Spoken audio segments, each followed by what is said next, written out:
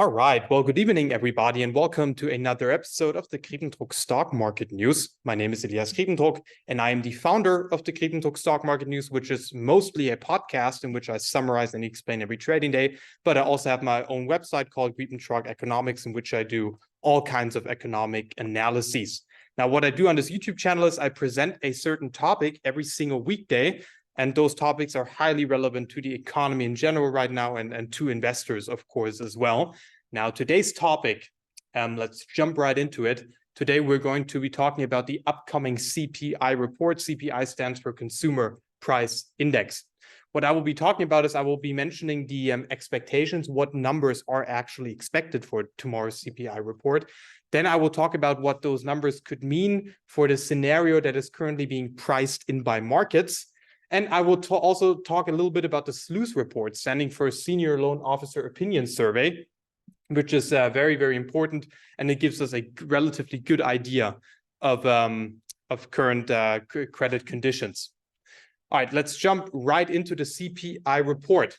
Now, core CPI, that is basically the consumer price index, excluding prices for food and energy, which are very volatile. Now, core CPI is supposed to come in at a year-on-year level of 5.5%, month-over-month, supposed to be coming at 0.4% increase. Now, general CPI, which does include food and energy prices, supposed to come in at a month-over-month level of as well 0.4% increase. And the year-over-year is slightly lower than core CPI, supposed to come in at an increase of 5%.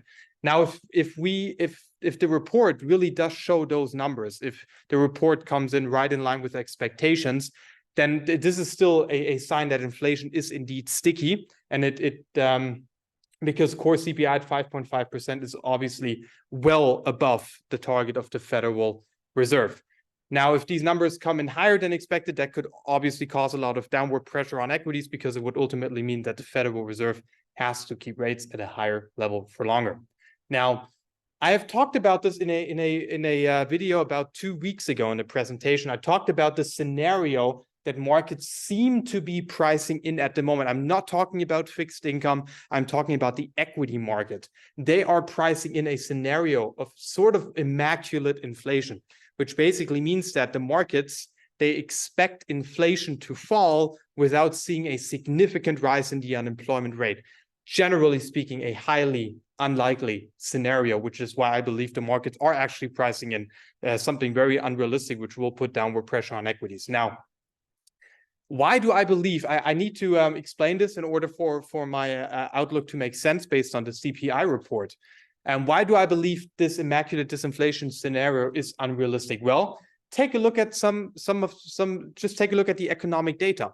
The current earnings season, most companies are reporting better numbers than expected. Companies are still able to pass on higher prices to consumers. Now, we're still seeing an immense increase in consumer spending on discretionary items. Discretionary items are non-essential goods and services, right? So if consumers keep spending on those, that is an indication that consumers are still very resilient. Now, at the same time, the previous labor market report showed that the unemployment rate fell to 3.4%, payrolls coming in above 200,000. I'm going to repeat what I said yesterday very, very quickly. Unemployment rate 2019 at 3.5%. That was a period of economic growth, and the 6-month average payroll number during that time was 167,000. So we are way above that. The growth of jobs is mostly happening in the service sector right now, which is insensitive to rate hikes. And I believe as long as the consumer keeps spending so much money, as long as the consumer is so resilient due to such a tight labor market, inflation cannot fall back to the 2% target, which means that the Fed probably has to stay hawkish, has to keep rates at a higher level for longer until we see some weakness in the labor market.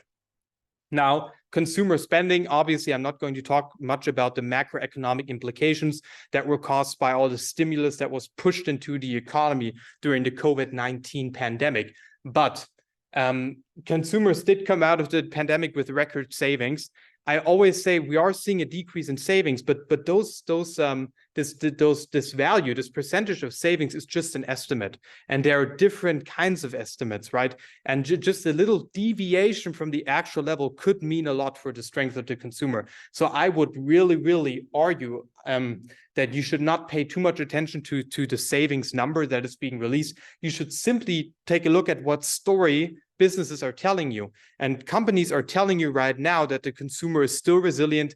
They're able to pass on higher prices to consumers without seeing a significant decrease in sales volume. Now, what does all of this mean for the CPI report tomorrow? If we do get core CPI year over year at 5.5%, if that CPI report maybe even surprises to the upside, this would put a lot of downward pressure on equities because it would kind of destroy this immaculate disinflation opinion, right? So what this would do is this would indicate inflation is going to be sticky. It's going to probably remain at a higher level for longer.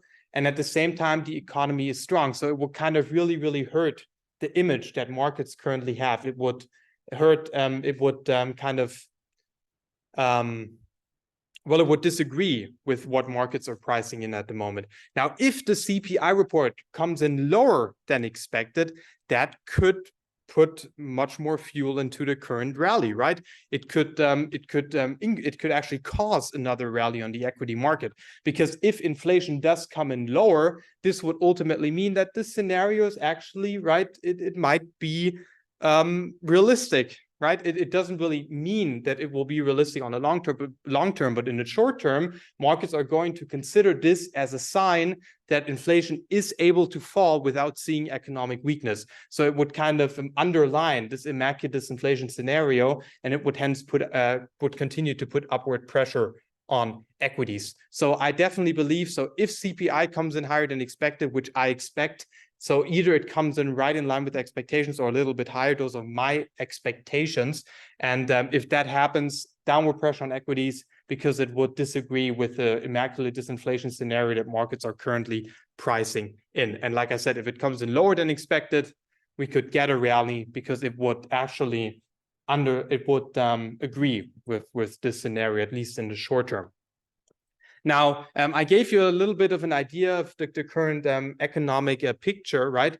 And the CPI report as well. So what I'm going to touch upon now, because many people, I just keep hearing today on Bloomberg as well, many people talked about the SLOOS report, the Senior Loan Officer Opinion Survey. And many people are talking about the fact that this report is indicating tightening credit standards. Well, let's just take a look at some values here, right? Now, the shares of banks that are tightening credit came in at 46% versus an estimate of 44.8%. So we are seeing tightening credit conditions. And what is also true is that there is a strong correlation between tightening credit conditions and a rising unemployment rate. As banks tighten credit, businesses will not be able to invest as much, and that will obviously eventually cause the unemployment rate to rise. Now, generally speaking, if you just take a look at this number, 46% tightening credit versus a 44.8% expected. Now, this indeed is showing that we are seeing a tightening of credit conditions. But then you also kind of need to look at the other side of the story, right? Take a look at the small business survey. Small businesses are actually saying that there is enough credit out there. They can meet their credit demand, right? So what the small businesses are telling us, we're actually not seeing such a significant narrowing of credit conditions. Now, at the same time, if you look at triple B rated bonds, right? Obviously, yields on triple B rated bonds have risen significantly due to rising interest rates and rising treasury yields as well.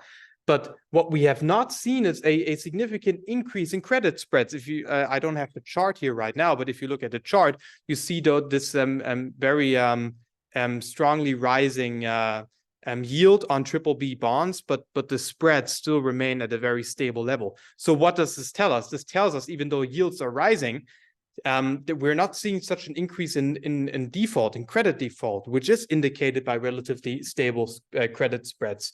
Now, putting all of this together, I think we can definitely conclude that at the moment, I'm not talking about the outlook for 2023. I'm saying at the moment, credit conditions are slightly tightening, but we're not really in a very we're far away from a credit crunch. That is my point, because overall credit demand is still being met. However, I obviously expect this number to significantly increase because net interest income of banks is becoming under pressure.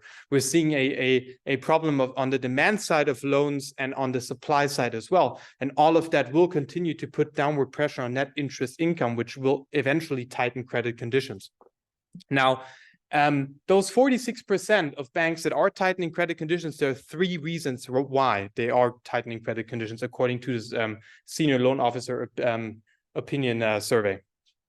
Banks have basically said they're tightening credit conditions because one, an uncertain economic environment. That's the first reason. The second reason is a deterioration of credit quality, which also makes sense in an environment where interest rates have risen so quickly.